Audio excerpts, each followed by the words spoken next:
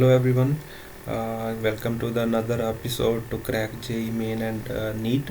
And today we are going to talk about this color coding of carbon resistors, and there are great chances of a question in JEE Main and NEET from this particular section. So let's talk about this.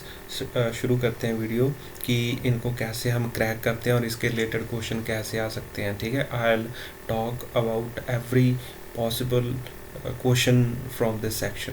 ठीक है, तो चलो start करते हैं. आपको जैसे दिख रहा होगा कि ऐसे हमारे पास रजिस्टर्स होते हैं, ये छोटे छोटे होते हैं, उन पे ऐसे रिंग्स बने होते हैं. जनरली ऐसे होते हैं रिंग्स, बट एक बार JEE मेन में क्वेश्चन पूछा गया था जिसमें यहाँ पे चौथा रिंग भी था. ठीक है, तो जनरली ये तीन ये रिंग होते हैं और चौथा ये रिंग होता है. उसमें ये रिंग नहीं था, this was not there was another ring.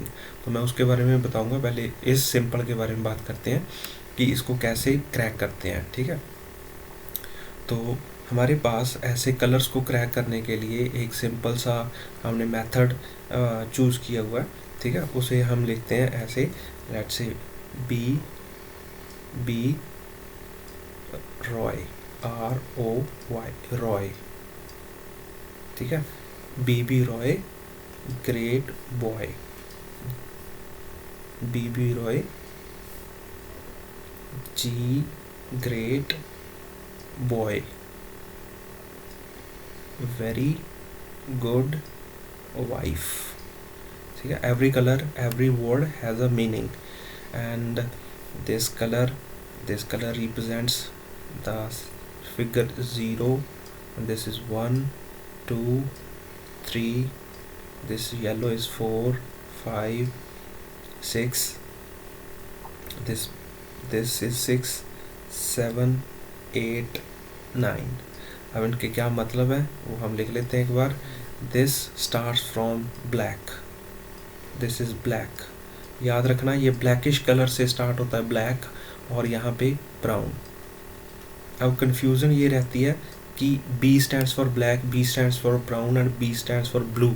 ये कंफ्यूज करते हैं. तो याद रखना कि ऊपर की तरफ ब्लैक है और फिर ब्राउन है, ये दोनों मिलते जुलते कलर्स हैं, तो ब्लैकिश कलर से स्टार्ट होती है ये चीज़. ठीक है, ये series. Next is red and next is orange,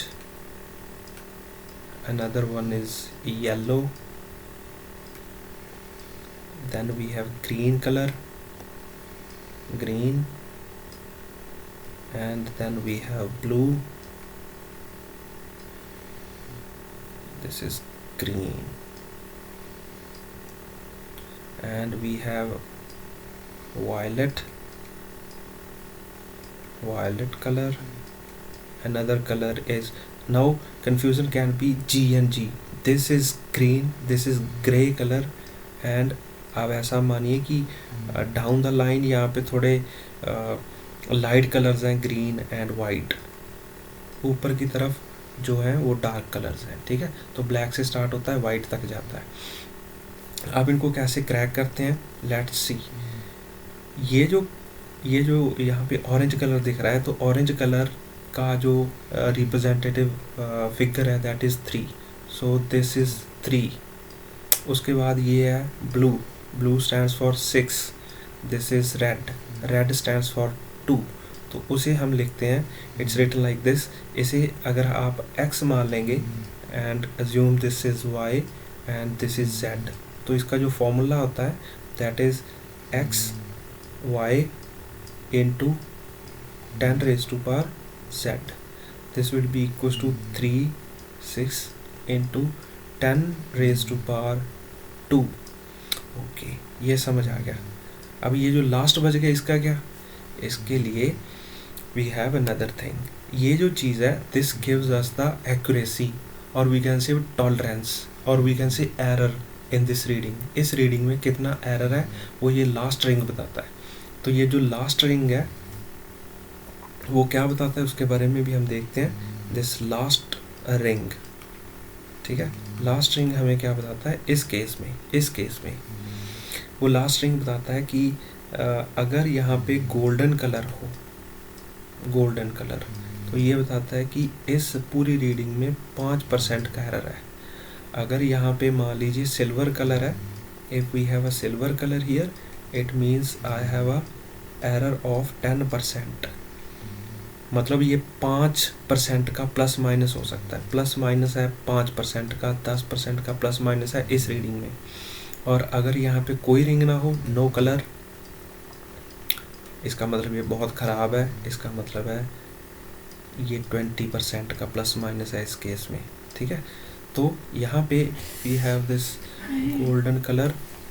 golden colour, it means this is plus minus 5%।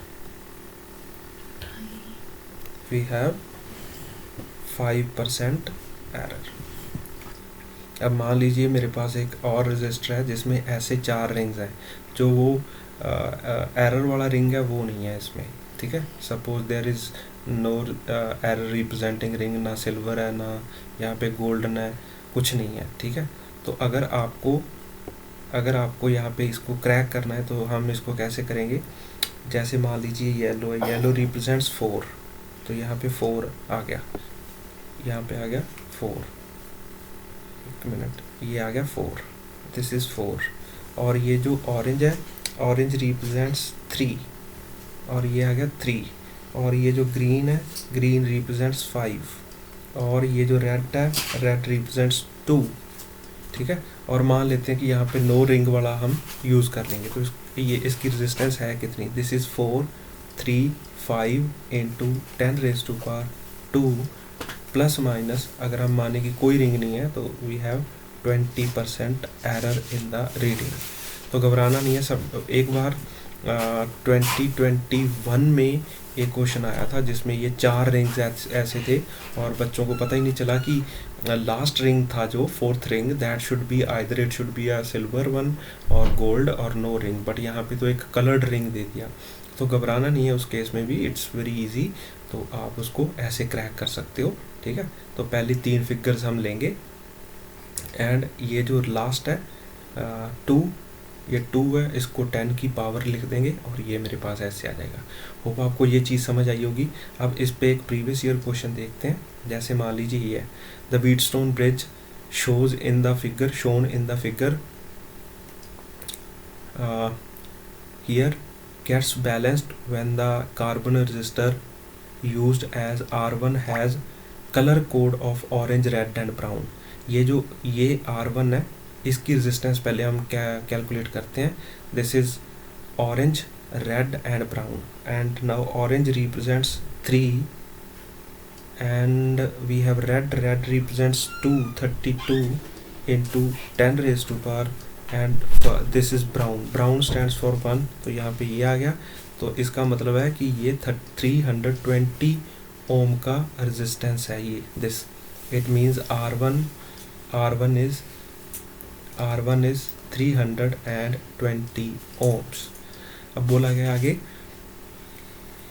the resistance R2 and R4, R2 is this is let's say 80 ohm। उन्होंने बताया है कि ये जो R2 है this is 80 ohm resistor, और R4 है that is 40 ohm resistor, this is 40 ohm resistor, and we need to find R3।